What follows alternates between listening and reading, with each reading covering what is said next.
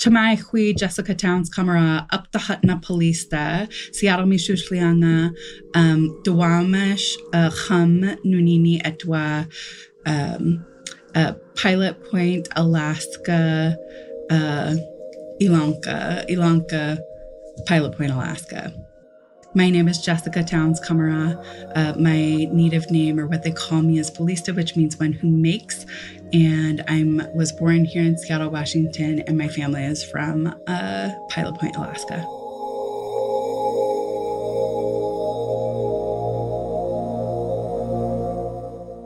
As an Indigenous kid growing up outside of my traditional homeland. So I first really want to recognize that, that I am Native and I am an enrolled member of the Native village of Pilot Point in Alaska, but I'm visiting, right? Like I'm a guest on this land. And I grew up here as a guest on this land. And my mom went to Evergreen, and I grew up, going and doing, what we did for fun on the weekends was native plant restorations. And we did all kinds of things like that. My mom also worked for the state, so she worked in radon. So talking about contaminants in soils was something that we did discuss and we talked about a lot. And, like, why does it smell when you go past a coma? And it was the smelter, right? Like that's why it was so bad there. And there's a lot of contamination. I think what it meant was that, we never had a garden. And my mom said, it's too contaminated, and it's too much money. It was too much money for her to do a raised bed garden and then have to pay to bring in like pure topsoil in order to have a garden, right? And so instead, it just wasn't an option, and she would talk about that, right? And then also, there's plants that are the same and that we would harvest in Alaska, like nettles or devil's club or rose hips or things like that. If you're trying to harvest those things here, so we just didn't, we couldn't. And, you also need to be in relationship with the Native people who are here as well to get their permission to do that harvesting on their lands. And then beyond that, like the things that we're talking about here today, which is just, you can't harvest those things, but my mom went to college and she got her bachelor's degree, and she had that level of knowledge to know you shouldn't harvest these things, even when they're in nature and you think they're not contaminated. Because, when we talk about eating food from the land, right, we're not talking about a garden plot where you raised it in a raised garden bed. You're talking about, what other people call wildcrafting, right? And so you're talking about going out into the natural spaces and harvesting from there. And it's just, you just shouldn't do that in many places in Western Washington. And it's not just Western Washington. I mean, you think about like, like Southeast Washington with Hanford, and, there's other areas in Eastern Washington that the mines and things like that have totally made it so that you can't use the land in the same way or have that relationship in the same way. So, so yeah, that I think is like the biggest thing, is that it became academic for me. So it's more academic to be like, to know, oh, well, we harvest those things and these things were used for this. And if you were pregnant, the advice that the midwives, my grandmother was my great grandmother was a midwife in the village. And so that knowledge is there, but it's like, you should eat nettles and you should drink nettle tea when you're pregnant. And that knowledge is there, but the ability to go out and harvest those things is not. And, like I know people who harvest from lands on Joint Base Lewis McChord, which is, I feel like, unwise, so, and it's unwise because there's those contaminants, right? And we have no idea what they've done over there and the kinds of things that they do with the war games and things that they use that land for.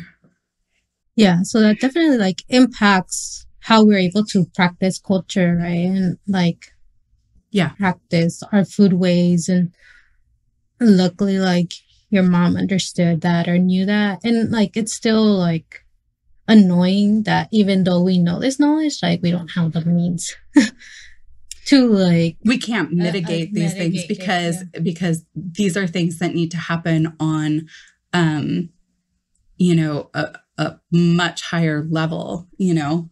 So like Superfund sites are horrifying to clean up just in and of themselves, but what about the catastrophic impact, like you said, of, you know, this has impacted a really wide swath of Western Washington, and we can't Superfund clean everywhere, so how, especially in our forests. Like, what are we going to go do? Scrape off the top 8 inches of topsoil in our forests and then somehow like put that back and then restore? Like, it's not going to happen. You know, we hope that our earth can figure itself out, but it'll take hundreds of years. And then what do we do in the meantime for people? You know? So I guess if you do want to wildcraft or you want to go and harvest those things, you just have to be knowledgeable about where the contaminants spread to, which is what my mom always advocated for, is knowing where there's contamination and knowing where there isn't contamination, and then going to those places. So like around my dad's house on Tiger Mountain, fine, you know? So it definitely like impacts the ability of where you could actually go harvest and get the traditional foods, and even forming like those relationships with the land also, right? Like, especially since it's like contaminated. Well, it impacts your ability to, one of the other things that I do is I organize the Pacific Northwest Alutiiq Culture Camp, which is, you know, to try to connect the Alutiiq or the Sugpiaq diaspora. So people who have moved outside of Alaska, which is most Alutiiq people have had to move because we are joined a global economy. And so we've had to go where we can go, right? And so lots of people are outside of the homeland area, and we're trying to help those people connect back in with culture. Well, you know, one, you want to connect and be an ally with the Native people who have been in this place since time immemorial. And how can we do that? Advocating, like in this space, you know, lending my voice to say, hey, something needs to be done, you know, about this contamination, and what can we do, you know, and even if it's just getting people knowledge so that way they know when and where they can harvest traditional food sources and medicines, because, you know, medicines too would be affected by heavy metals. Fish, it's affected by heavy metals. So many things that just like, it's a cascading effect. But I would say that, you know, the studies that have been done say that when Native youth are connected with their traditional culture and knowledge base, that there's far lower rates of suicidality. I don't have those figures in front of me to provide exact details of that information, but it's something that you can look up. And, you know, when they know their language, when they're connected to their ancestors, when they're connected to cultural arts, when they're connected to food sovereignty, when they're connected to traditional medicine, when they have that full, well-rounded connection to culture, those suicidality rates go significantly down. And what happens is that when you're not able to just go where you live, which might be the most convenient place to go harvest something with elders who have this knowledge still, then the chain is broken, right? The links are broken to your future generations. And then it's like me, it becomes much more academic. Like, I've read about that, you know, and I have harvested too, but it's just the opportunities are not as much, right? And you have to have such a knowledge base to know where you can, to make sure that where you're harvesting something from isn't going to be harmful to you or your family, which I feel like pulls me back quite a bit in myself to do any of those kinds of things, because I would not ever want to give my children something that could harm their development. So anyway, getting back to, I'm such a circular talker, so I apologize, but to kind of get back into it, which is, when you can't just go and do these things because the environment doesn't, or not the environment, the contaminants in the environment don't allow that, then it's not just the physical gathering of the thing that is lost. It is the stories are lost. And the wholeness of those whole stories, right?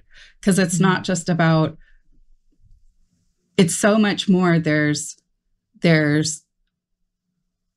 so many traditional tales from where I come from, where they're so disjointed now because they were preserved by someone who thought, well, I should save this, most of the time, a white person who was like, yes, I should, this is going to be gone if I don't write this down for future generations. So that they did, but it's been written and it's by itself and it's no longer connected in with the other things.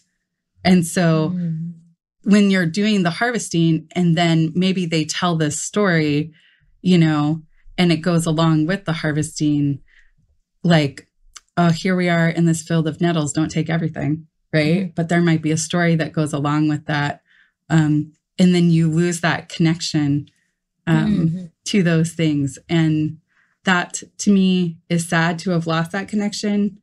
And then, but also I want to empower anyone out there who is doing this work and you feel like you have lost those connectivity points to create them. Like Native culture is changing and moving and we're not stuck, like in amber or in resin in some, one point in time, and that we have to go back and we can only be in this one way, how it was hundreds and hundreds of years ago. Otherwise we're not authentic. Like we're authentic in our vortex and we're authentic in any way that we show up to do these things. So create, like, when the chain gets broken, do the best that you can to find the pathways back to ancestral ways, but then create a clear path for future generations to come backwards. Like that's kind of what I'm trying to do in some of the things that I do.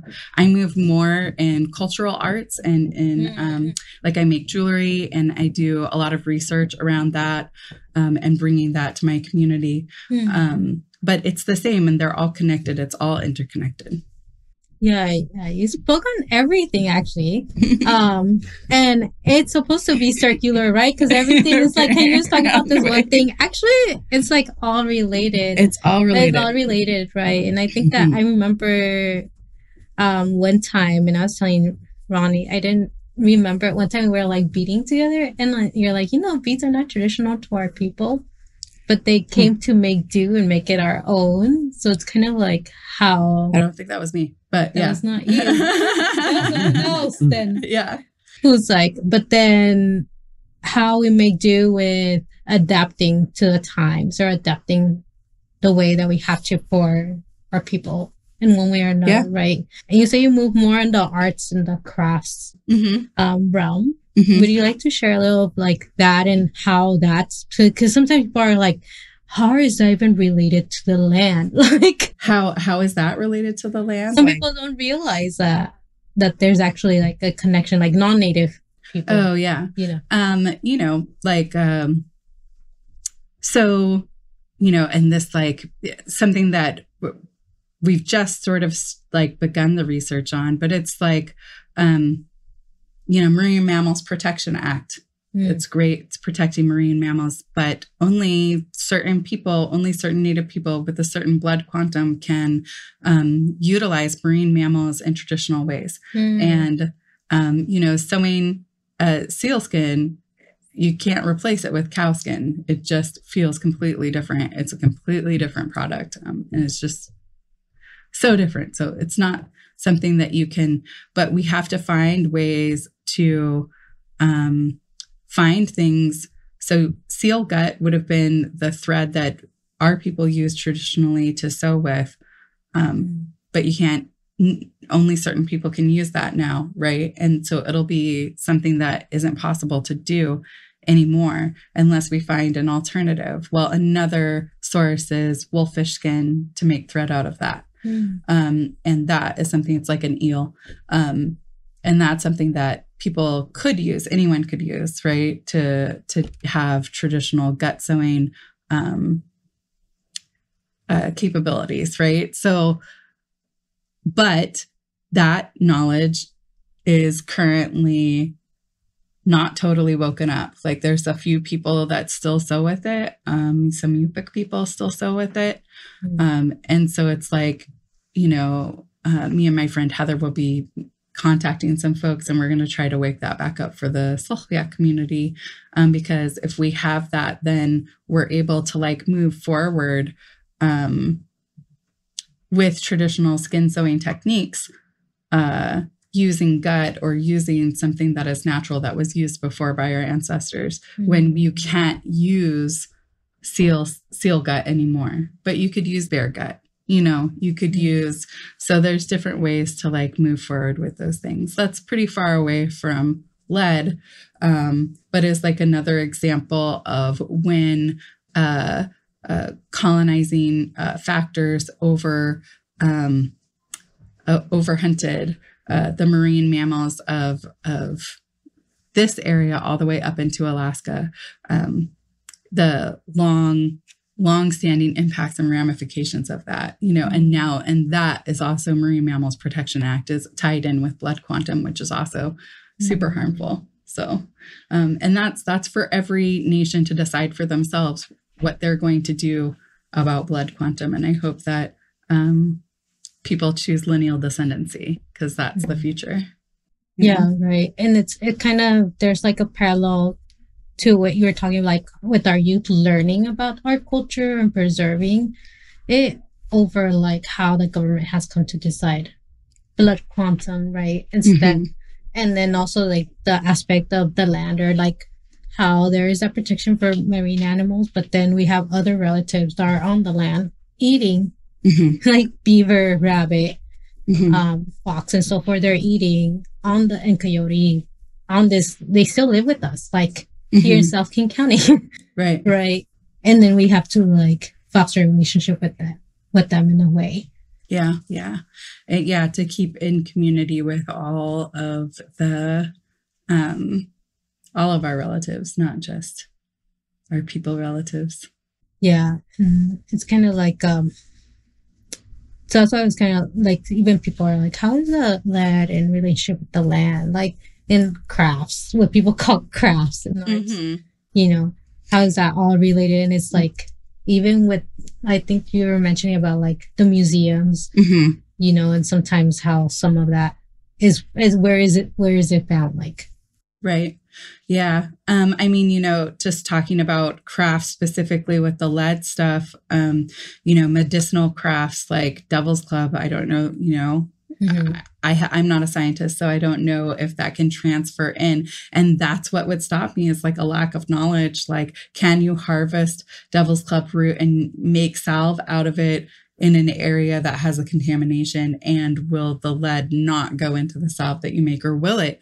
I don't know the answers to those questions. And so having more knowledge base and maybe having some, you know, written materials that are readily available, and they're not academic, like not in the language of academia, but in language that, you know, children to adults can understand, you know, something that is usable. So that way people can say, hey, actually, this is totally okay. Or, hey, under no circumstances can we make salve out of this if it grew here.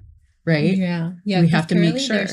As far as I know, in my training and like through our trainings, when we go through EPA, they don't talk about, they did like a native family training, but they didn't talk about that.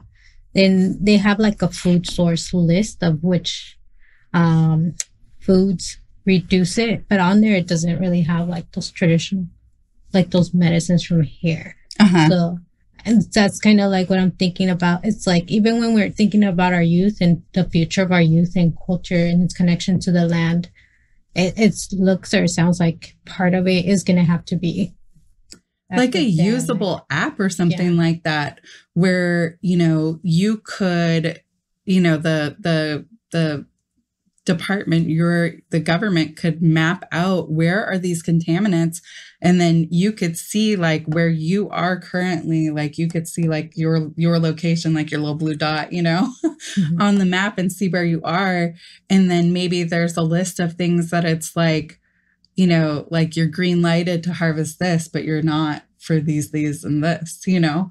Something that's more interactive. There's so much technology out there, and these things can be so easily created by the people who know how to make them, not me, but, you know, I have ideas. I'd be amazed, especially with our youth. They're being interactive and maybe being also, it's not like gatekeepy, but also doing it in a way that's being able to do the relationship of it being with our elders or our children or within our own community first. Well, right. And so it's like, if you think about expanding that kind of idea for an app, and, you know, there being a map, there being a list of the things, if you did that in cooperation with local tribes, you could have the traditional name for that plant. You could have, you know, traditional, and that's an interesting concept. And would people, I have no idea, because this isn't my area, so I really can't speak to this. It's just an idea, but that's for the Native people of this area to decide if they want to have that government to government relationship,